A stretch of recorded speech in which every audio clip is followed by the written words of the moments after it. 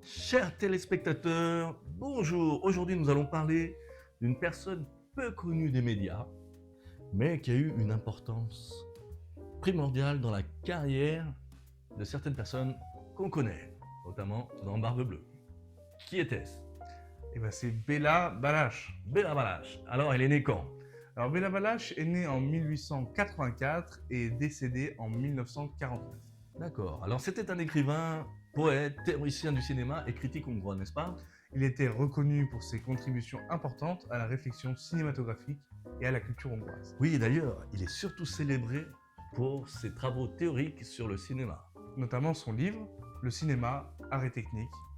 Oui, en hongrois, on dit Művészete. Qui a été publié en 1918. D'accord. Alors on dit que ce livre est considéré comme l'un des premiers textes fondamentaux de la théorie du cinéma, non? Balázs explore les particularités du cinéma en tant qu'art en mettant en avant son pouvoir expressif unique, en particulier à travers l'utilisation du gros plan. Et oui, et la mise en scène, non? Bien sûr.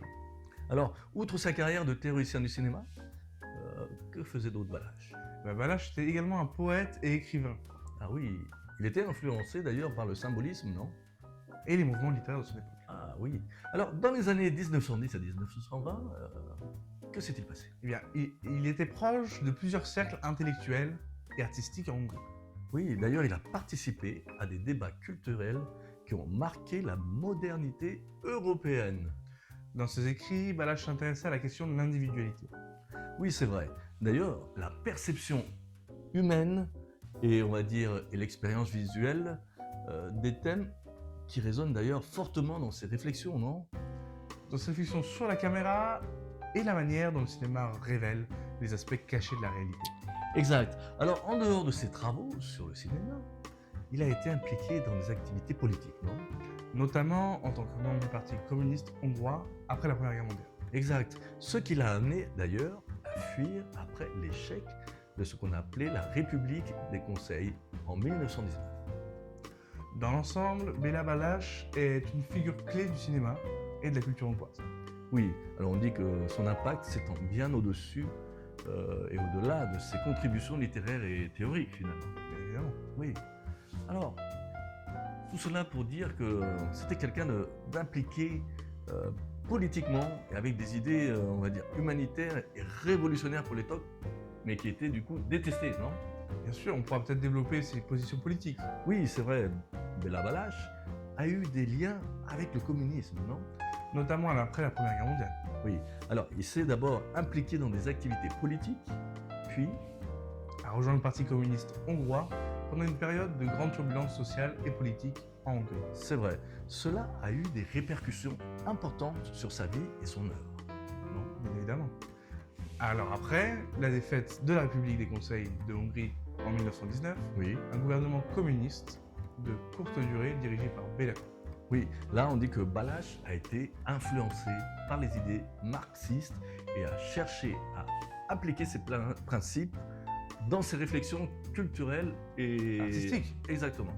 Alors en 1919, on dit que la Hongrie est aux mains des soviets, non? Bien évidemment, l'expérience sera éphémère Ah oui, à cause de quoi? à cause des révolutionnaires qui se heurtent à 1000 difficultés et à une agression sur plusieurs fronts. C'est vrai, il paraît que les personnes, et surtout personne parmi les puissances victorieuses de la Première Guerre mondiale, ne souhaitaient que se réitère l'expérience soviétique, non? Bien évidemment, malgré tout, les bolcheviks hongrois trouvent le temps d'initier une politique culturelle absolument révolutionnaire. D'ailleurs, qui se traduit également sur le terrain de la musique, n'est-ce pas? Bien évidemment. Oui. Alors, on parle que pendant 133 jours, ce sont des jours de musique, d'accord? Bien sûr. Oui. Alors, la République des Conseils de Hongrie, instaurée le 21 mars 1919, sous la direction du Parti communiste hongrois dirigé par Béla Kun, cette révolution, malheureusement, née du souffle de la Révolution d'octobre, fut écrasée. Et oui, et elle fut écrasée dans le sang par la coalition dirigée par les pays de l'Entente, qui étaient France, Royaume-Uni. États-Unis. Oui. Alors, on dit que le 6 août 1919, d'ailleurs après une jonction manquée avec les forces soviétiques, c'est un côté peu étudié par les historiens, non? Alors c'est peu étudié par les historiens, mais cette révolution a pourtant été le lieu d'une extraordinaire politique musicale portée par les bolcheviks hongrois.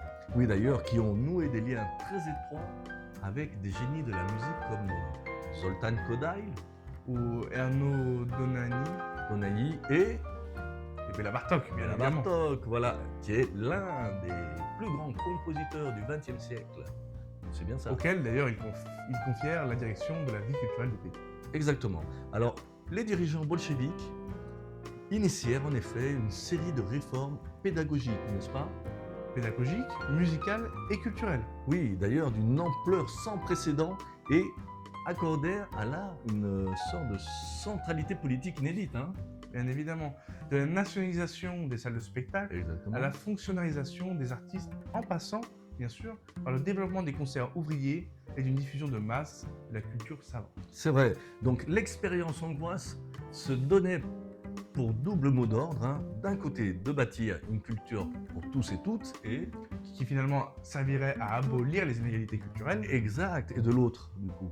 de promouvoir la création d'avant-garde et de donner libre champ aux grands esprits de la musique hongroise. Exact. Donc maintenant, on va dire que Béla Balázs, lui, a vu dans le cinéma une sorte de moyen puissant de véhiculer des idées sociales et politiques, non?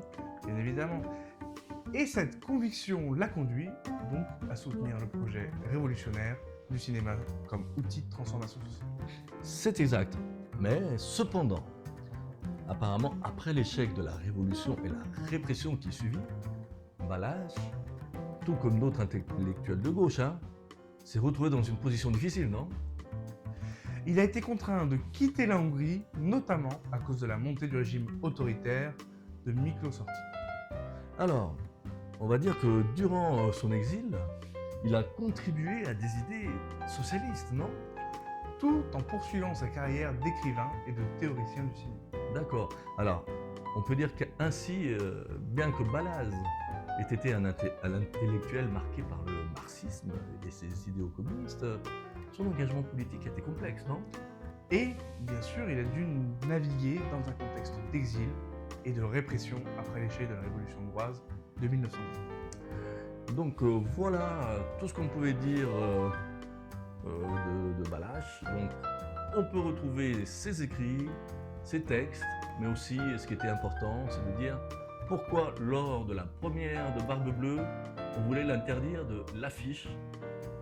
D'afficher le nom de l'écrivain du livre. Voilà. Donc parce qu'il était ce qu'on appelle un sort de révolutionnaire finalement, mais qui était aussi qui apportait des idées qui n'allaient pas dans le sens de certains idéaux de l'époque, n'est-ce pas? Bien sûr.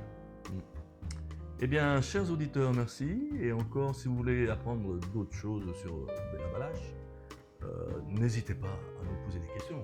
Et on y répondra avec plaisir encore. Voilà. Donc, merci Tom. Et puis, Merci Max. on se retrouve bientôt pour des nouvelles aventures, pour d'autres aventures même, et plein d'autres aventures. Non? Plein de temps. Voilà.